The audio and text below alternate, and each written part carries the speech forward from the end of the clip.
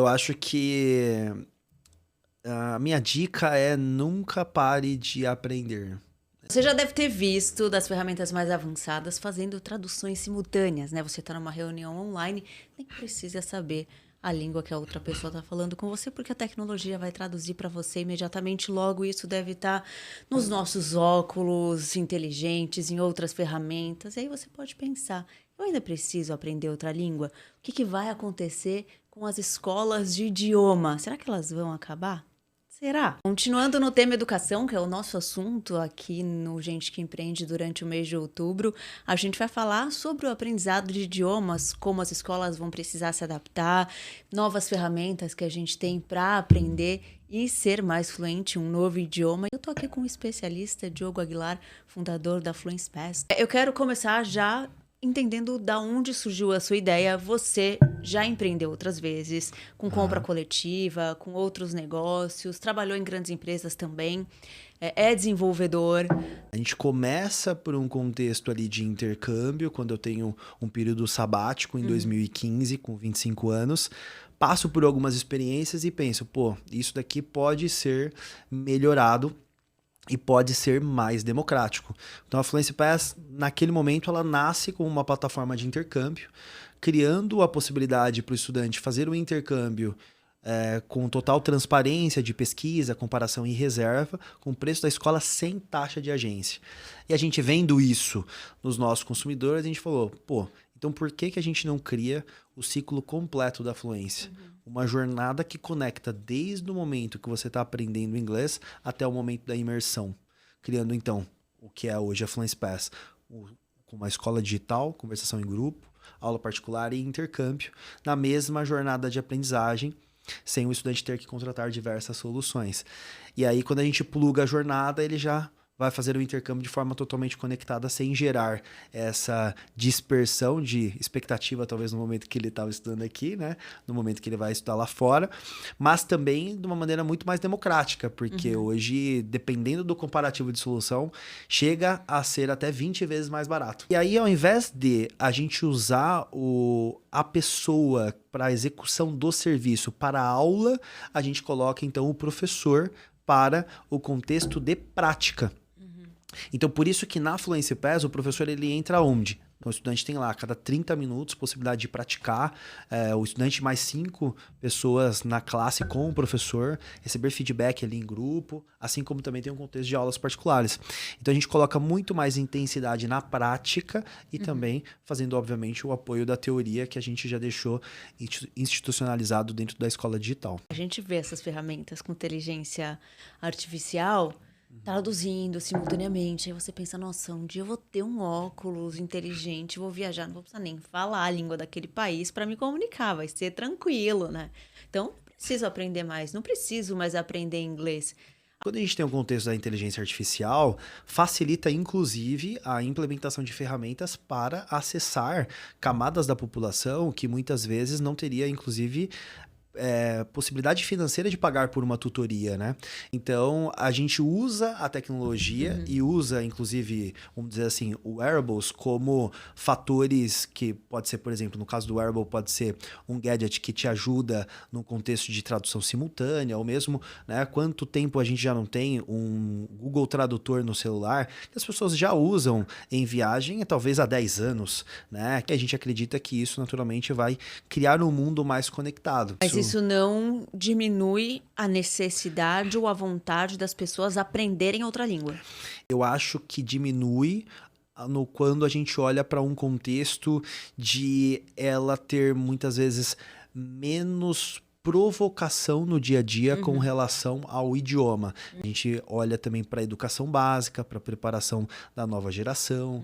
A gente olha para a educação básica não só para o inglês, mas com um contexto de fluência de habilidades. Então a gente também tem um contexto de execução de outras habilidades quando a gente olha para a educação básica. Então assim, a necessidade de se comunicar bem, ela nunca vai deixar de existir. Da mesma forma que assim, a calculadora existe há muito tempo. Né? Então, por exemplo, quando você olha para o contexto da Fluency Pass, a gente já faz o nivelamento da conversação que é o speaking com a inteligência artificial. A gente fez várias comparações, então a gente tem mais, vamos dizer assim, estabilidade nas avaliações pela inteligência artificial do que com o professor. Hoje, em torno de uns 45 mil, tô pensando no contexto geral B2C. E aí, quando a gente olha para outras etapas, então, por exemplo, quando você tem uma jornada personalizada de aprendizagem, você tem ali um contexto de, pô, você errou. E aí, como a gente está atendendo o consumidor, esse consumidor ele também é funcionário, geralmente, de uma empresa. Né? E aí, esse funcionário, ele começa a, como consumidor, pedir nota para conseguir reembolso da empresa.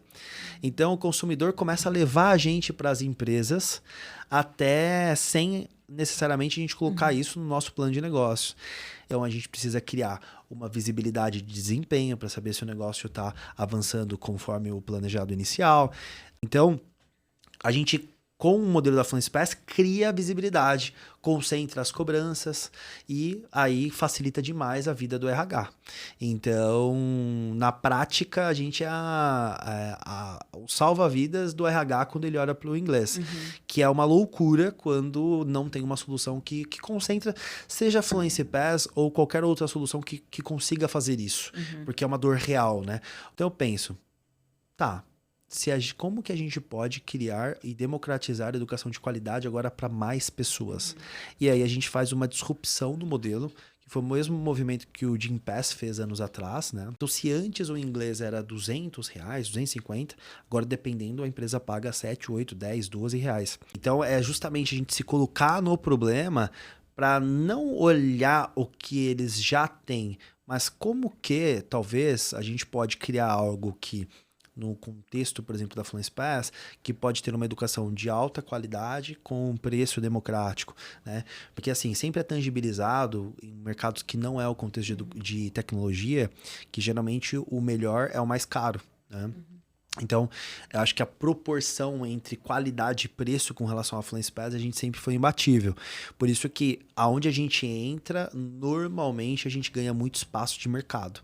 Porque essa oportunidade de criar algo que seja com qualidade, preço democrático, é algo que não é tão fácil de fazer. Então, eu não vejo uma melhoria no modelo se não tiver um uso intensivo de tecnologia para conseguir entregar com mais personalização, com mais prática e que não sejam tangibilizados ali puramente na hora-aula do professor. E o contexto de tecnologia é a capa desse super-herói.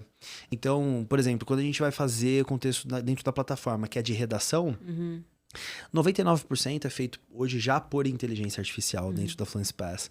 Então o professor ele tem um aspecto final ali, mas é muito final. Tá? Então você vê, pô, é uma tarefa administrativa. A gente foca o tempo do professor aonde? Então a gente, como Fluency Pass, a gente leva muito em consideração o contexto de construção de comunidade, de conexão entre as pessoas. Então a gente entende, por exemplo, que uma aula de conversação em grupo não é só você praticar inglês. É você encontrar novas pessoas, ter a possibilidade de expandir networking, né? Porque no fim a vida, por mais que a gente tenha tecnologias e inteligência artificial, ela acontece entre humanos, né? Então eu vejo que a tecnologia ela não é o fim, ela é o meio para a gente ter uma vida mais acessível, uma vida mais completa, com maior qualidade. E aí você entende que, e aí nem só pensando em escolas de inglês necessariamente, mas em outros contextos, outros cenários também, você acha que a educação precisa olhar mais para a tecnologia como ferramenta? Como que eu vou trazer novas habilidades que essas crianças, adolescentes, jovens precisam aprender para estar no mercado daqui para frente, para atender novas expectativas, novas demandas, né?